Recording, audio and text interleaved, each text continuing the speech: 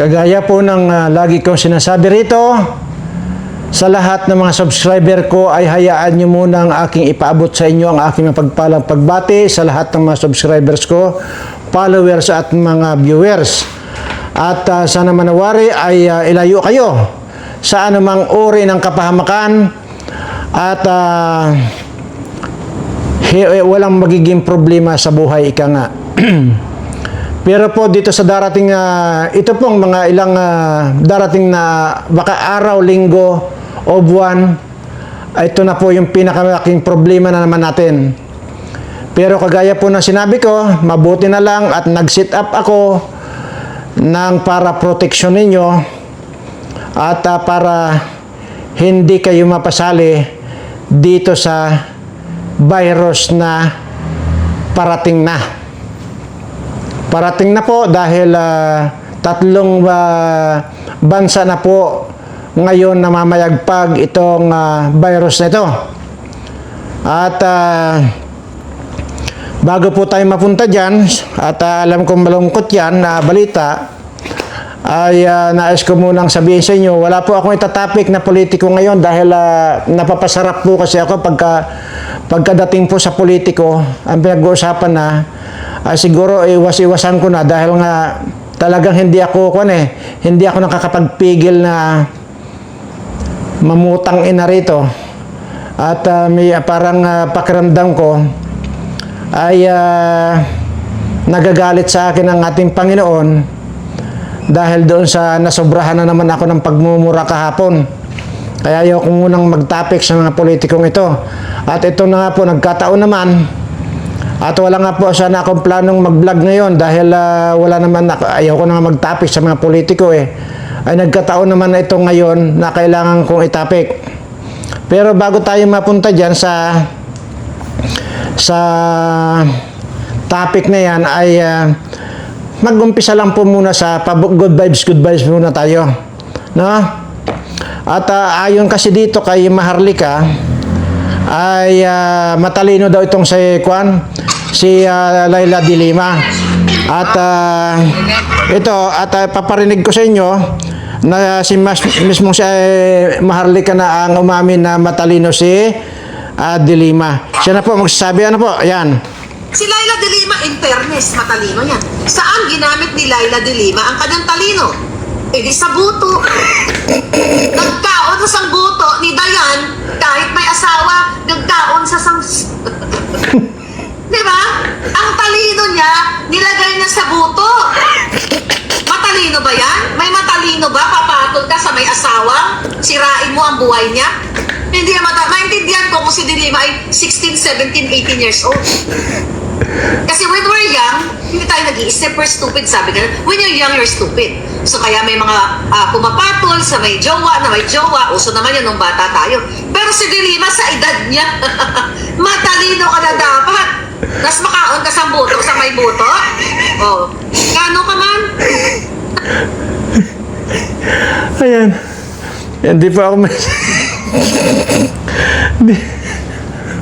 talaga ito si Palangga, talagang walang prino-prino.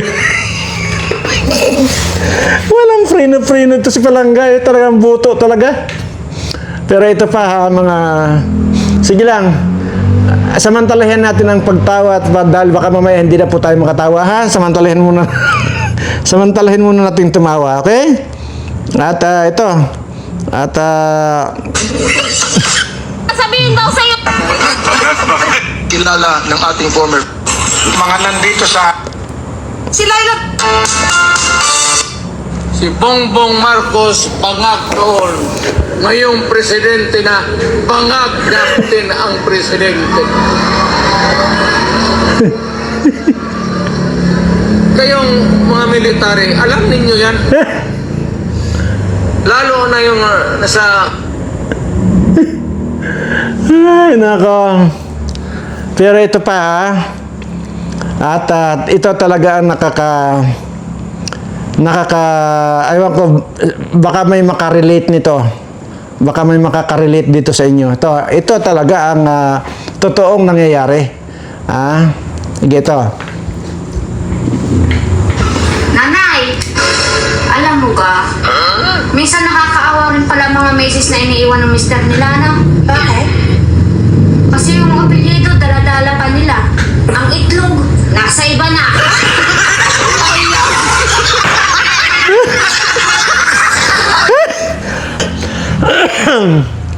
Ay, grabe. Talagang, pero sigurado may makakarelate po dyan talaga. Sa totoo lang. At, anyway, ay, umpisahan ko na ba? Hindi po ako magtatagal na rito. Hindi ako magtatagal. Sandali lang.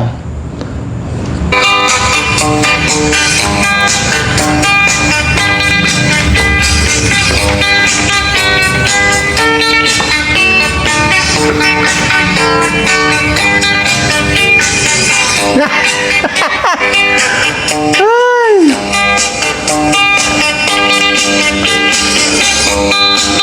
Basta ayaw ko na pong mag-topic muna ng mga politiko. Dahil sa totoo lang po, yun pong bato kasi na pinapakita ko sa inyo, pagka either natutuwa ako, galit ako, yun napapakita ko sa inyo, ay, kuwan ko po yan eh, katabi ko po lagi yan sa pagtulog ko. At kung ito po yung kama na tinutulugan ko, siya po ang nandyan sa ilalim. Ako naman po pagka nakahiga, nakalutang po ako eh. So siya po ang nandyan. Ay, ayun. At nagtaka na lang ako, wala na akong makita. Yung pala umuusok na. So kaya alam kong galit, galit sa akin ang Panginoon at yun naman ay humingi na ako ng patawad. Madinin, tapos nung reviewin ko yung vlog ko kahapon, abay puro pala putang ina ang lumabas sa bunganga ako. Pasensya na rin po kayo sa mga nakapanood po noon.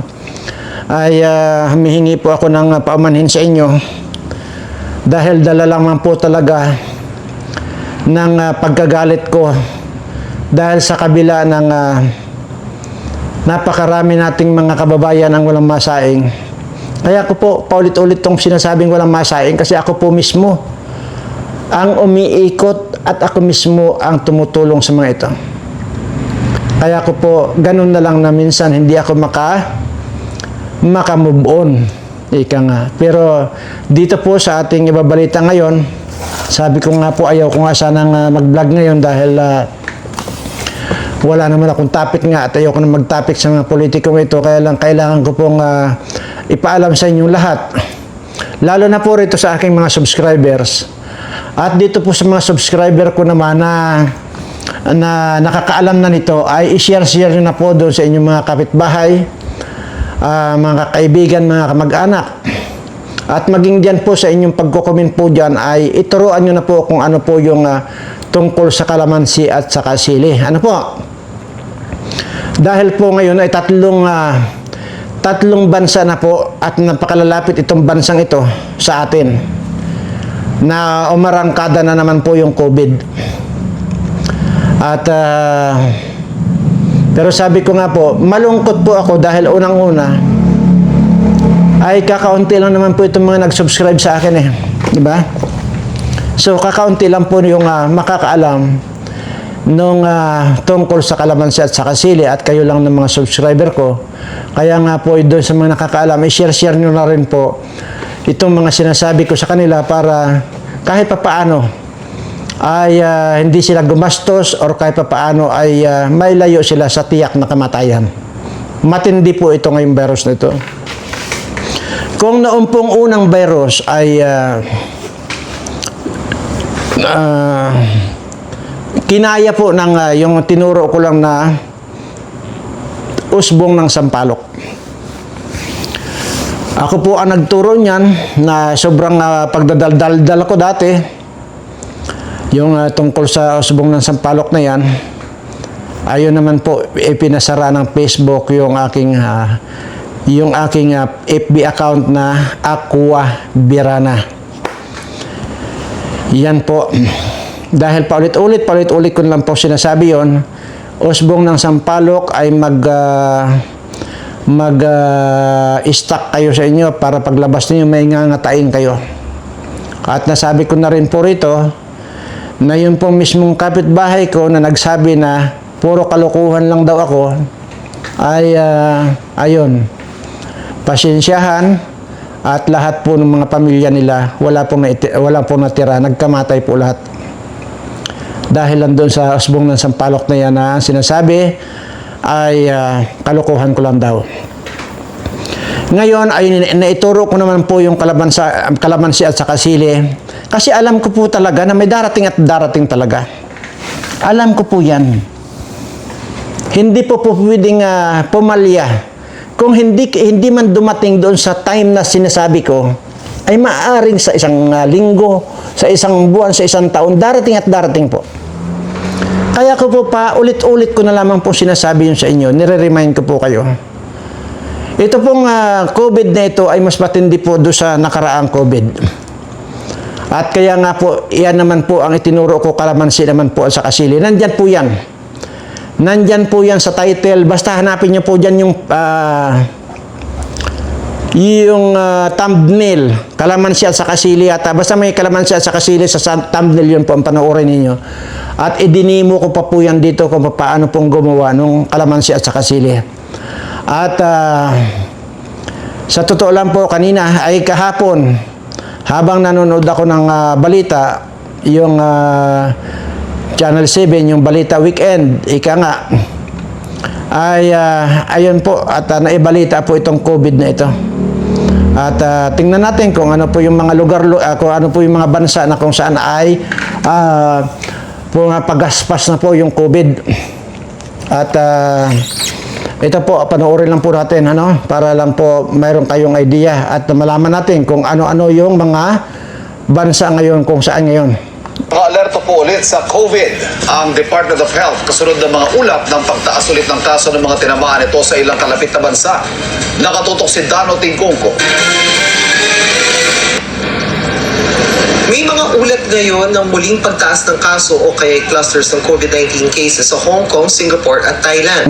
Mga bansang malapit lang sa Pilipinas. Pero sa isang pahayag, sinabi ng Department of Health na wala pang nakikitang rason para maalarma. Katunayan daw, bumaba ng 87% ang bilang ng mga kaso at nasawi sa COVID sa bansa ngayong taon as of May 3. Kumpara nung isang Yan pansinin ninyo yung sinasabi ng DOH. Sana wala pa naman daw at walang alarma dito sa atin. Pero tingnan nyo, dahil wala ng pira ang Pilipinas, kaya hindi na sila nakakapag-random check.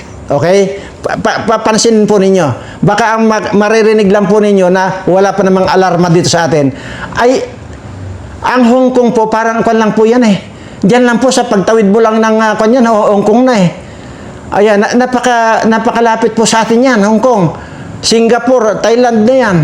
Nandiyan na pala sa tatlong bayan. At kung pansinin niyo yung sinasabi nitong DOH na ito, ay paano nga hindi magsabi ng ganyan? Ay wala ng pira ang, di ba ninakaw na nga nila yung pira ng PhilHealth? Sige, panoorin natin, ha? Pero minomonitor daw nila mga trends sa COVID at nakikipag-ugnayan sa mga counterparts sa ASEAN. Sabi naman ng Philippine Society for Microbiology and Infectious Diseases, wala raw silang namomonitor ngayong pagtaas ng bilang ng mga konsultasyon o admission na may kinalaman sa COVID. Pero bili ng PSMID, ipagpatuloy pa rin ang mga nakagawi ang hygiene measures kontra COVID tulad ng paghugas ng kamay, pagtakip ng ilong at bibig kung uubo o babahing, paggamit ng face mask at tamang pagtapo ng nagamit ng tissue. Ayon naman kay Dr. Jose De Grano ng Private Hospitals Association of the Philippines Incorporated, wala raw sa ngayong kahit anong ulat ng problema sa bed capacity o pagdami ng mga na-admit. Pero hindi naman daw kasi lahat ng may flu-like symptoms ngayon ay nakukonfine. Kasi normally, pag mga flu-like symptoms lang at wala namang ibang comorbidities, hindi ito immunocompromised, pinapauwi na rin sila, binibigyan natin ng mga supportive na medications. Ang kaso, ayon sa PHAPI, hindi regular o routine sa Pilipinas ang pagpapatest para sa COVID. Yun! Kaya ano raw ang basehan para masabi talaga kung dumami ang kaso o hindi? Sa ibang countries kasi, like Singapore, maybe China and Thailand, pwede routine sa kanila yan, ano? Correct! Kasi libre. Makikita nila Libre. whether it is COVID or flu. Pero sa atin kasi, Walang pira. yan, kasi may cost. So, Johnny De Grano, mas mainam daw na magpa-routine test ang gobyerno para may basehan talaga para masabi kung dumami ba ang may COVID o hindi. Sinusubukan pang makuha ang reaksyon dito ng DOH. Para sa GMA Integrated News, Dana Tingkungko, nakatutok, 24. Yun ang sinasabi ko. Paano nga magre-report sila na may namomonitor sila? Ay wala naman silang routine testing. Ha? Hindi kagaya raw sa Singapore na libre daw yan magpapa-routine testing na yan. Ay paano nga malalaman dito? Mga pan nga ito. Ha? Sino ba yung health secretary na yan? Ay ang pagkakaalam ko dyan, isa rin kawatan yan. Ha? Lumabas sa bunganga nila.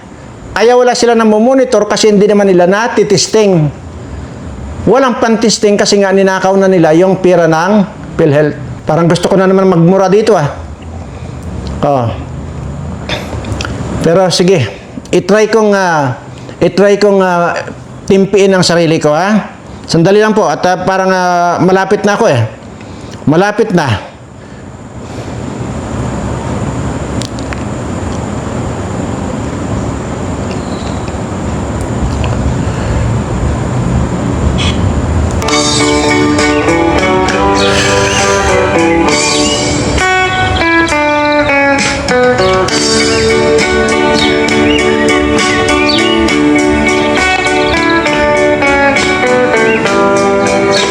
Yan ang problema sa gobyerno natin.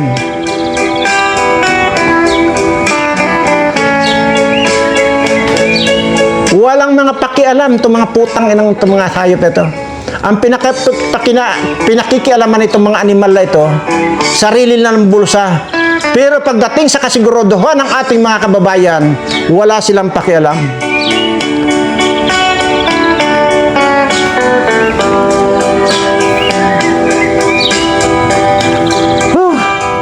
Sabi ko nga, ayoko mag-topic ng politika muna at dahil napapasarap ako pero kahit pala hindi politiko itatopic ko, ay hindi rin ako nakakapagpigil. Walang binigay na budget sa PhilHealth. Ninakawan pa kung ilang bilyon yan. Wala dito yung listahan ko. Kung ilang bilyon yung ninakaw pa dyan. Tapos hindi pa binigyan ng budget. Ngayon, mayroong darating na dilubyo dito sa atin. Yun po yung sinasabi ko lagi sa inyo. Mayroon at mayroon po yan. Hindi pa po yan. Hindi pa po yan. Kaya tuloy-tuloy pa rin po yung aming pagpo-formulation dito. Dahil lahat ng mga possible na mga virus na yan ay pwedeng sanggahin itong aking mga subscriber. At may tuturo ko kung anong palangga. Gusto ko lang pong liwanagin kayo. Yun pong itinuro kong sili at kalamansi, hindi po gamot yun. Yun po ay pangharang, pang-block nung virus na papasok sa katawan mo or papasukin niyang internal organ mo or yung respiratory mo. Yan ang unang-unang tamaan ng virus na yan. So, yun po ang purpose at trabaho ng sili at kalamansi na yan. Kapag ka-in-spray mo yan doon sa lalamunan mo, kung mayroong mga virus na aksidenteng papasok sa iyo, diyan palang masasangganan niya. Hindi po gamot itong tinuturo ko. Ganon din po yung itinuro ko na usbong lang ng sampalok dati nung nakaraang COVID. Ito po, medyo mas makuan po ito. May mga bagong formulation po nitong virus na ito. Ito ba ay natural na virus or natural na dilubyo? Hindi po. Gawa po ito ng tao. Alam na alam ko po yan dahil alam ko pong mag-formulate kasama po nitong mga team ko. Yan po yung sinasabi ko. Kaya sinasabi ko po rito, kaya doon sa mga subscriber ko, kaya itinuro ko po yan sa inyo. Kaya kapag hindi nyo nasunod yan, at tinablan kayo ng COVID, hindi ko na po kasalanan. Ang tanong, diyan ba sa aking itinuro na yan, mayroon ba akong hininging pira sa inyo? Ni centavos? Wala po. Ang gusto ko lamang po rito makatulong. Yun po yan. Doon po ba sa nagpapakulay na nagsisend dito ng mga pakulay-pakulay sa akin, yun po ba ay tinatanggap ko? Hindi rin po. Bagkus, sinasabi ko po rito na kapag kami nagpakulay, yung mga nakakasubaybay, hindi ba't dito tinatapik yun na huwag na kayo magpapadala ng mga pakulay-kulay na yan.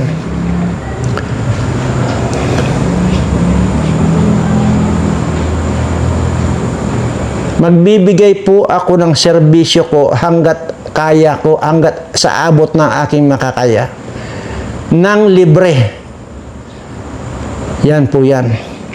So, since na libre naman pala yan, wala naman pala kayong binabayaran, so walang dahilan na hindi nyo sundin yung itinuro ko. Diba? Ganun lang po kasimple yun. Di po ba? Kaya, hindi lamang po yan. Mayroon pa pong mas matitindi dyan. Hindi lang po virus, mayroon din pong lason. Antay lang po tayo rito. At darating po yan. Kaya po, dito tapos sasabihin pa ng iba, magkano raw yung tinanggap kong bayad galing sa Duterte. Wala nang pera yung tao eh.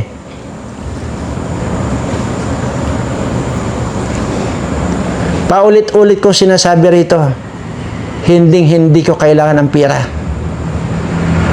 Paulit-ulit ko sinasabi rito, allergy ako sa pera.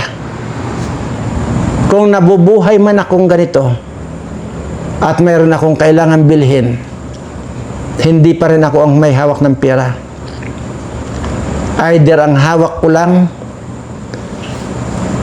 card or kung cash man yan, sekretary ko, napakarami kong sekretary. May sekretary ako sa Manila, may sekretary ako sa Bulacan, may sekretary ako sa Mindoro, dito sa amin sa Mindoro. So para ano? Kailangan ko pang humawak ng pera. Kaya nga ayaw kong humawak ng pera dahil ayaw kong dikitan ng mga demonyo. Yan ang totoo. Tapos sabihin nyo, magkano raw ba ang binayad sa akin ni Duterte?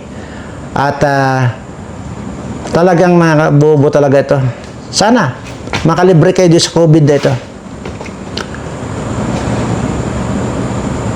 Sana. Ang tamaan dito itong mga politikong ito. Hindi po biro ito, sinasabi ko sa inyo. Hindi po biro.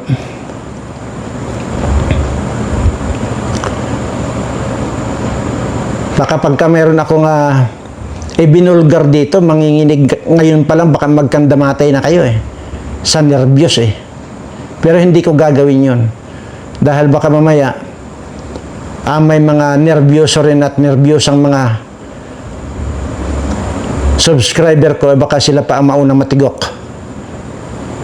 Kaya ang pan ko lang dito, ang papel ko lang dito, magpaalala na huwag kayong magpapawala ng kalamansi at sa kasili. Ngayon pa lang ay gumawa na kayo nung itinuro ko.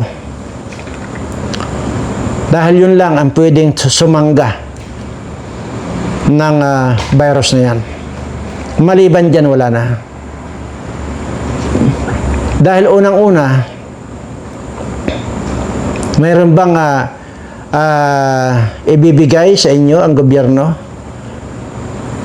Ultimo nga ang bakuna, hindi pa rin kayo nakakasiguro din sa bakuna eh. Na hindi nyo alam, yung bakuna na yan, baka yung ibinabakuna sa inyo na yan, baka yan yung kapartner ng virus na pakakawala ng kung sino magpapakawala. Pero kahit na alam ko kung sino nagpapakawala ng virus na yan, hindi ko sasabihin dito.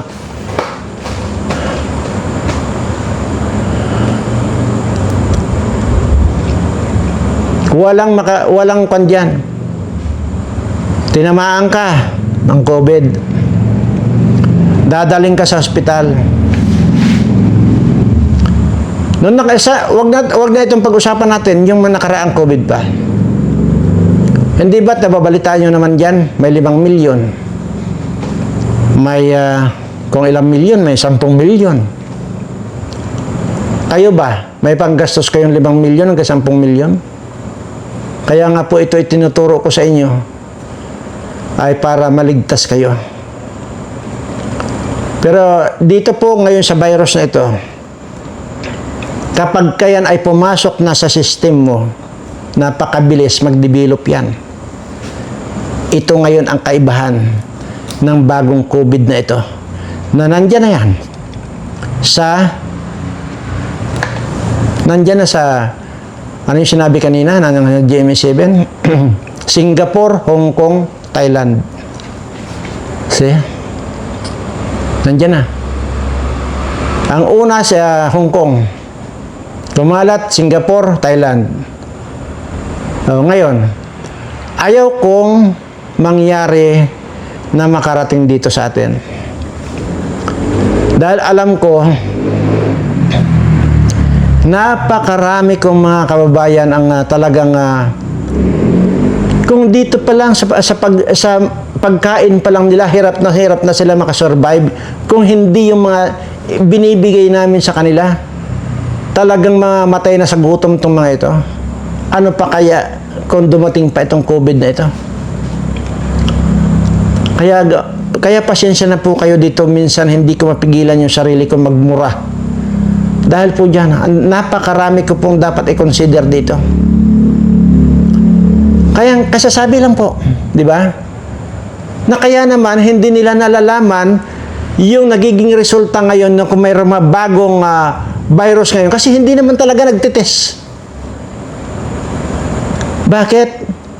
Kasi nga walang pira na pang-testing nila. Hindi kagaya raw dito sa Singapore, sa Hong Kong na yan, na random yung pagtitesting nila. Dito sa atin wala. Di ba? Narinig nyo naman.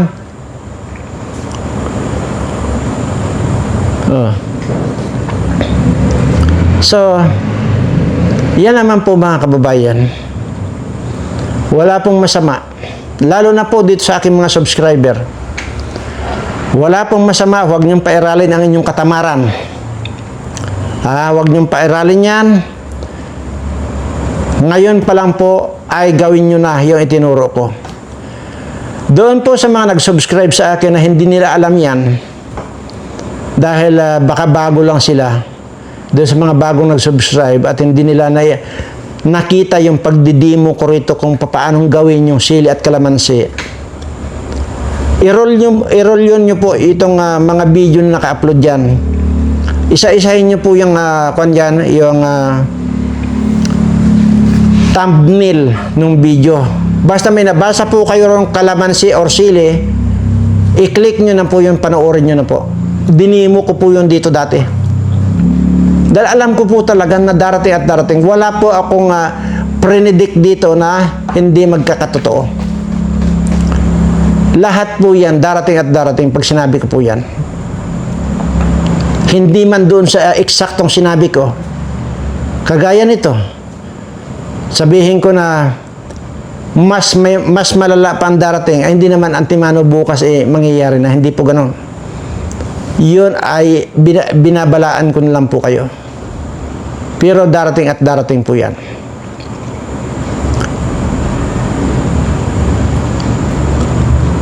Para ano pa? Nahawak ko yung bato na iniwan sa akin ng matandang yon. Napakarami ang gamit. Napakarami niyang itinuturo sa akin bagamat hindi nagsasalita.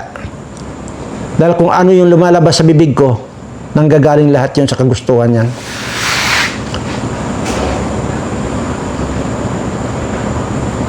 Magdasal po tayong lahat. Kayong lahat na huwag na sanang tumawid dito yung COVID na yan. Sigurado yung marami pong matay. Hindi lang po ako nagsalita rito. Ibinalita po yan, kahapon lang po yan balita, kagabi. Doon sa weekend balita ng Channel 7. Yan po. Kababalita lang po yan. Kahit na i-search niyo po yan sa YouTube. Yan balita kahapon na weekend balita. Kaya bagong-bago po yan.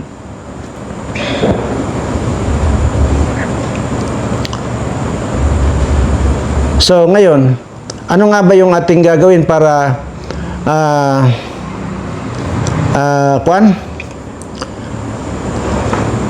Anyway, sandali ha. Para magkaroon tayo ng habang may buhay may ayan. Ito po ang kuanin. Kaya sinasabi ko po rito, habang may buhay may ito po ang panoorin ninyo.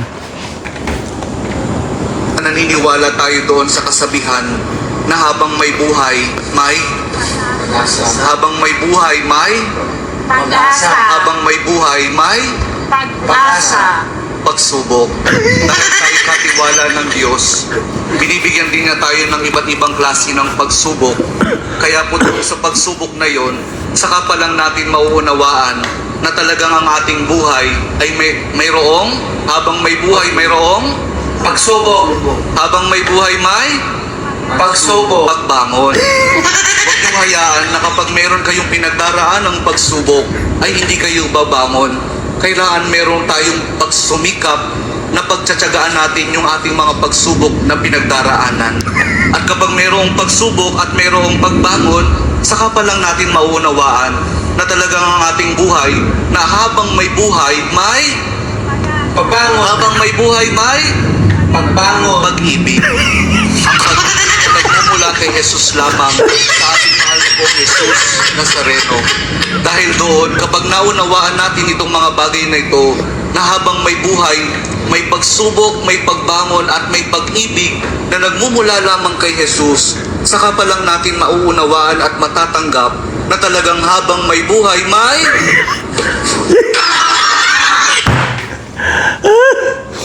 Ay, naku, grabe ano. At pinapatawa ko lang po kayo. Hanggat nabubuhay po ako, ay mayroon pong magtuturo sa inyo ng maliit na bagay pero makakaligtas kayo, ika nga. Kaya habang may buhay, may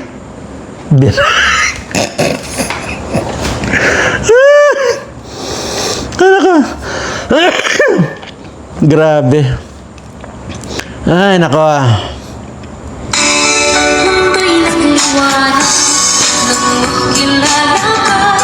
Di may maliwanag ang sayang pagtawag. Nagkukulay ang buhay sa iyong pagmamahal. Na para bang di na mawawala. Mundo'y nagliwanag. Kaya, ito ang tika nga, pinag-iisipan ko pa kahapon pa ito kung ipapakita ko sa inyo yung talagang dance move ko eh. Kaya nire-review ko ay hindi ko alam kung parang hindi naman ako nahihiyang ipakita. Kaya lang wala eh. Dito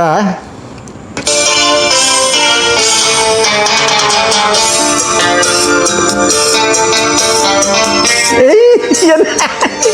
Nahiya ako eh.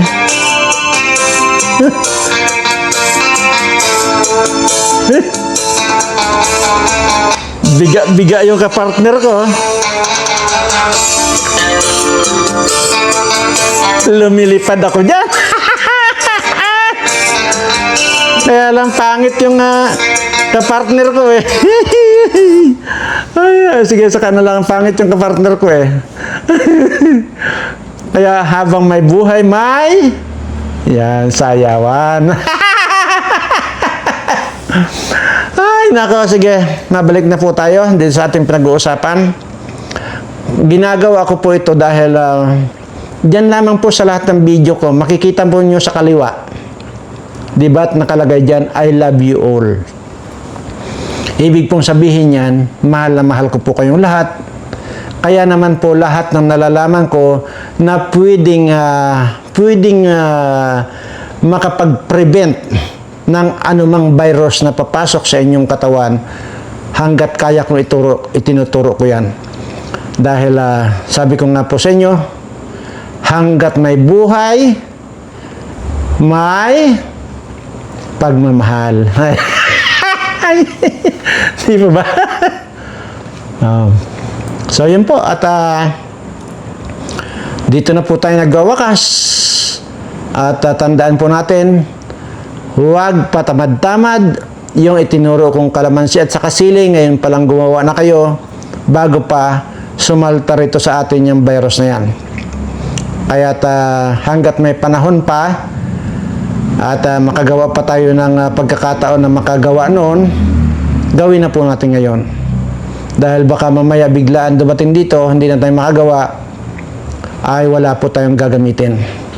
Kaya habang may buhay, may kaligtasan. Maraming salamat po at mahal na mahal ko po kayong lahat.